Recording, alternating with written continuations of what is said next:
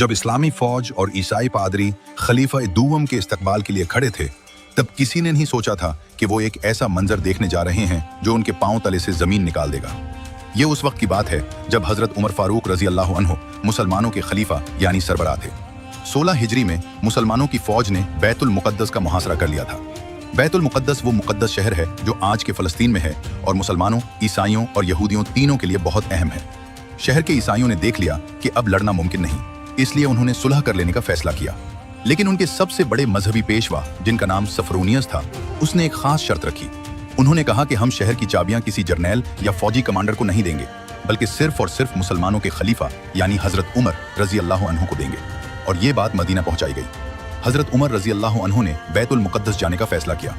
अब आप सोचें कि पूरी दुनिया की सबसे बड़ी इस्लामी सल्तनत का खलीफा सफर पर निकल रहा है तो कितना बड़ा काफिला होगा, कितने मुहाफिज, कितने घोड़े, कितनी शान और शौकत होगी।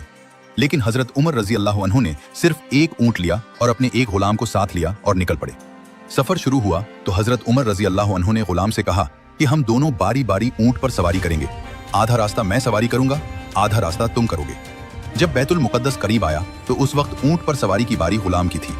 गुलाम ने कहा कि अमीरुल मोमिनीन, शहर सामने है, लोग देख रहे हैं, आप सवार हो जाएं।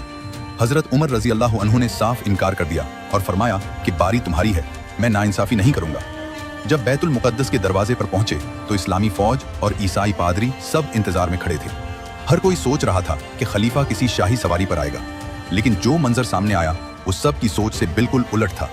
ऊंट पर गुलाम बैठा था और रस्सी पकड़कर पैदल चलने वाला वो आदमी था जिसके नाम से बड़ी बड़ी सल्तनतें कांपती थी और उसके कपड़ों पर पैबंद लगे थे। सफरूनियस ये मंजर देखकर रो पड़ा। उसने अपने साथियों से कहा कि ऐसे ही अखलाक वाले लोग जमीन के वारिस होते हैं।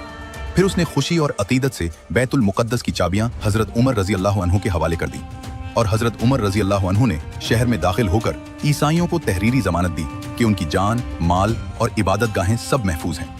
इस पूरी कहानी में सबसे बड़ा सबक यह है कि असल ताकत लश्कर और तलवार में नहीं, बल्कि किरदार और इंसाफ में होती है।